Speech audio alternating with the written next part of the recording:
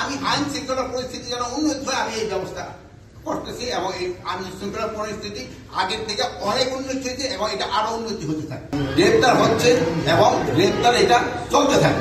সবটাই বেশি জড়িত এই যে এলাকাটা হলো বনশ্রী এলাকায় যে এই ঘটনাটা ঘটছে এটা আমার নজরে আছে।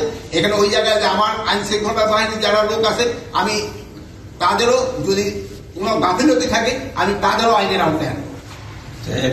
এই মুহূর্তে 2টি ডিবির টিম মধ্যজীব বিভাগ কাজ করতেছে স্যার। আপনার পদত্যাগ দাবি করা হয়েছে কিছু সময় আগে।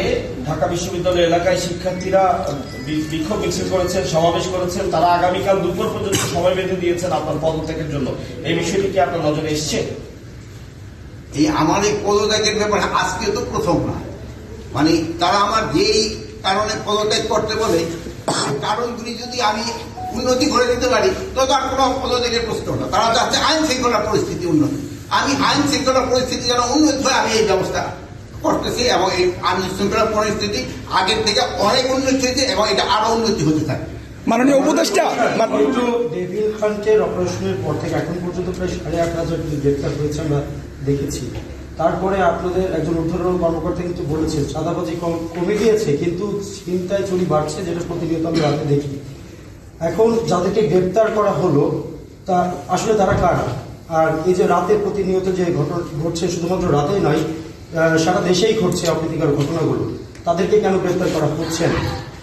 আপনার গ্রেপ্তার কিন্তু করা হচ্ছে বা যে পরিমাণ গ্রেপ্তার করা উচিত হয়তো সেই পরিমাণ হয়তো হচ্ছে না। গ্রেপ্তার হচ্ছে এবং গ্রেপ্তার এটা চলতে থাকে। আমরা প্রথমে আসলে সশস্ত্র বাহিনীকে আসলে যত সক্রিয় দেখেছি, এখন আসলে হয়তো বা ওই উপস্থিতিটা আসলে দেখতে পাচ্ছি না। যে সেনাবাহিনীর প্রথম দিকে যে অভিযানগুলো ছিল, বিশেষ করে পরে নতুন সরকার আসার পরে শুরুর দিকে যে অভিযানগুলো ছিল, এখন আসলে এই মানে ব্যবধানটা কেন? এটার সাথে একটু যোগ করতে চাই, রাজুতে যেটা উত্থাপন করা হয়েছে আপনার পদত্যাগের সাথে বলা হচ্ছে যে সেনাবাহিনীর যে ম্যাজিস্ট্রেসি পাওয়ার দেওয়া হয়েছে সেটা কি মানে পুরোপুরি কাজ করছে কিনা তারা জানতে চেয়েছেন। আমরাও একটু জানতে চাই সেটা আসলে কাজ করছে কিনা, সেটা কিভাবে কাজ করছে, কোন স্তরে কাজ করছে। ম্যাজিস্ট্রেসি পাওয়ার তাদের যে ক্ষেত্রে দেওয়া হয়েছে ওটা ঠিকভাবেই কাজ করতেছে।